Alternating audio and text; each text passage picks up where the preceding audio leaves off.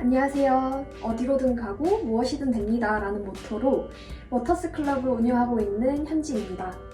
제 지난 영상을 많이 봐주셔서 감사해요. 오늘은 댓글로도 많이 물어보셨던 초등학교 교사를 그만두는 이유에 대해서 3가지로 말씀을 드려볼까 합니다. 첫 번째로, 저는 인간으로 태어난 이상 나의 최고 버전을 발견하고 싶은 욕구가 있습니다. 내가 어디까지 나아갈 수 있는 사람인지 세상에 저를 던져서 구르면서 시험을 하고 싶어요. 하지만 교사로서 저 자신은 너무나 현실에 안주하는 느낌입니다. 물론 교사로서 현실에만 안주하진 않았어요. 오히려 재직했던 4년간 열심히 살았다라고 생각을 합니다. 저는 2019년에 발령받아서 4년간 근무를 했었고 나름 교사로서 사명감을 갖고 열심히 일했습니다. 교대에 다닐 때는 교대생 전국 수업 대회에 나가서 사회과 1등을 해서 교육부 장관상을 받기도 했었고, 교사로 일하면서는 영재 수업으로 학생들과 메타버스, 겟더타운을 만들기도 하고, 스포츠 클럽 수업으로 여학생들과 넷볼을 하는 등 방과 후에도 여러 수업을 진행을 했어요. 저희 반 학생이랑은 독립운동가의 생애로 스톱모션 애니메이션을 만들고 이를 바탕으로 다른 선생님들에게 연수를 진행을 하기도 했었습니다. 하지만 연차가 지날수록 학교에서 뭔가를 시도하는 게 힘들어지더라고요. 이거는 두 번째 이유로도 이어지는데요. 자, 두 번째로는 일이 가치 있게 여겨지지 않았어요. 물론 어린이들을 만나고 성장시키는 일은 정말 중요한 일입니다. 모든 일 중에서 가장 중요할 수도 있어요. 하지만 저는 타인을 성장시키는 것보다 저 자신을 성장시키는 게 더 중요한 사람이었습니다. 아이를 성장시키며 제가 성장한다는 느낌이 없었어요. 돌봄 자체와 제 성향은 맞지 않고 저는 눈에 띄는 성과를 내는 일이 좋았습니다. 제가 제 블로그에 빙글빙글 돌아가는 초등교사의 하루라는 글을 썼는데요. 그 글을 요약해서 말씀드려볼게요. 동시다발적으로 터지는 일이 너무너무 많아요. 수업 도중에 앞에 친구가 마음에 안 들어서 앞 친구 의자를 막 발로 차는 학생을 제가 제지하고 무슨 일이야? 묻고 이 일로 우리 반은 무엇을 다 같이 배워볼까? 친구들이랑 얘기를 해보고 다시 기회를 줍니다. 그 와중에 선생님 저 화장실요!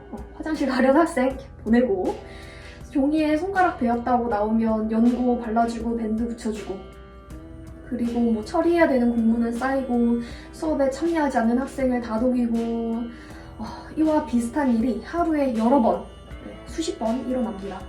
동시다발적으로 일어나는 사건들을 정신없이 쳐내고 있다 보면은 내가 무슨 일을 하고 있었는지, 어제가 오늘인지 그제가 오늘인지 날짜 감각은 흐려지고 몽롱해집니다.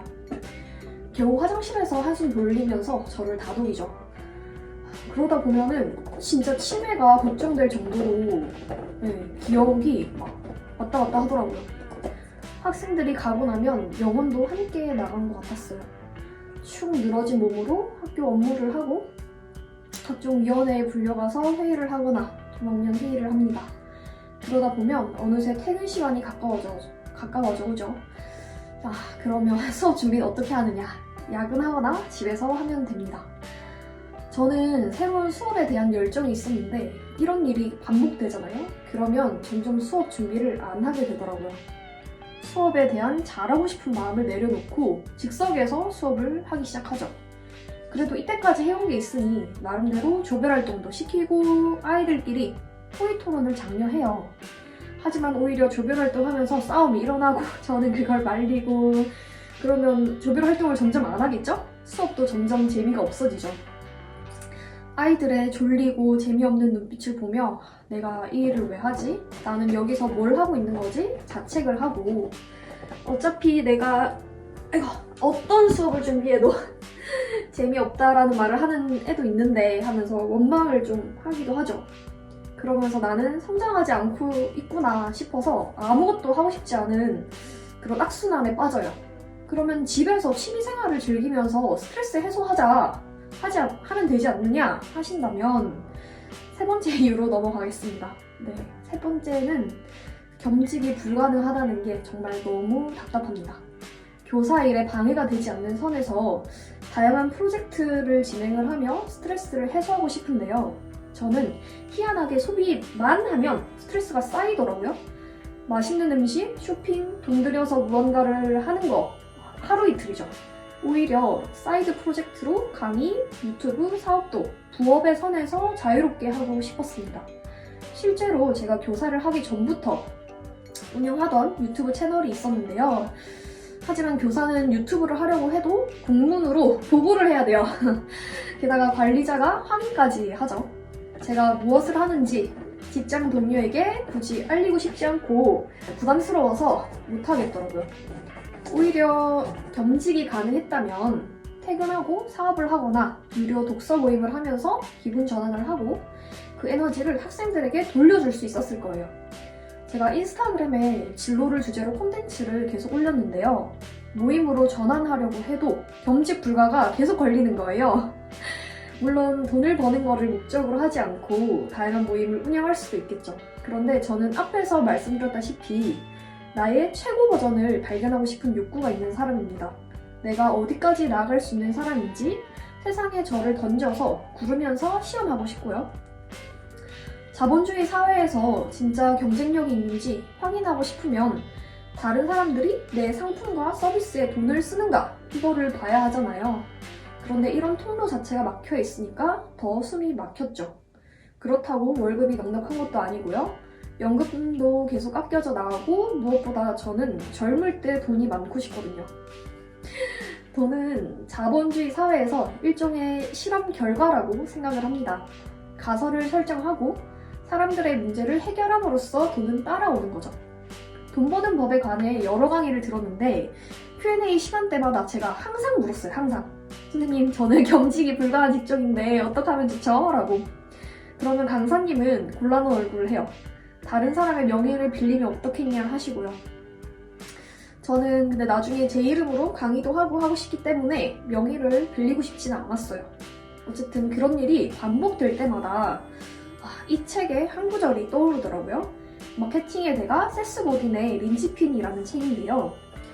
읽어드릴게요. 어떤 나라, 어떤 조직을 가도 사람들은 남이 무엇인가를 시키기만을 기다린다. 물론 대체로 사람들은 자신이 하는 일을 통제하고 싶어한다. 어느 정도 권한도 갖기를 바란다. 자신만의 개성도 잃지 않으려고 한다. 하지만 다양한 바람 중 하나만 선택하라고 하면 망설임 없이 자신의 바람을 포기한다.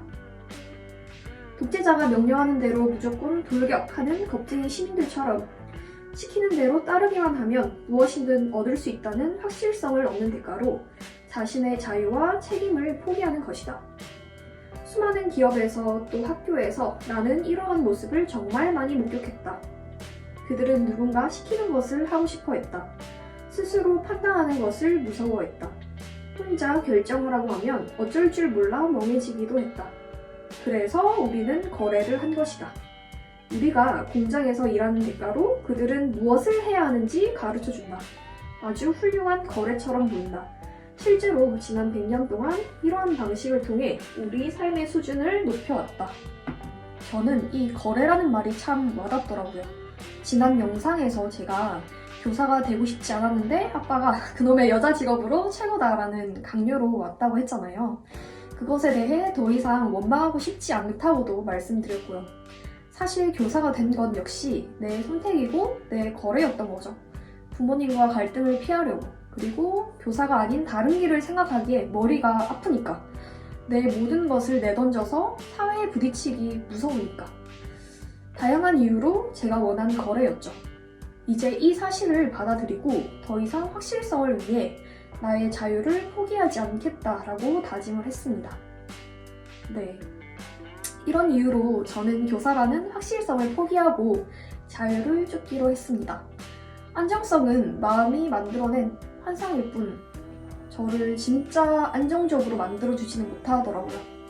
저는 호승심과 호기심이 강한 사람이고 그래서 이때까지는 학교라는 울타리가 저를 지키기도 하고 동시에 압박하기도 했다면 이제는 그 밖에서 마음껏 뛰놀고 싶습니다. 네. 그 와중에 다치고 울고 속상하고 무서운 일도 많겠지만 그럼에도 전 자유롭고 싶어요. 자, 어떤가요? 제가 학교를 그만둔 이유가 공감이 가시나요? 다음 영상은 초등교사가 적성에 맞는지 알아보는 체크리스트로 돌아올게요. 다음 영상에서 만나요.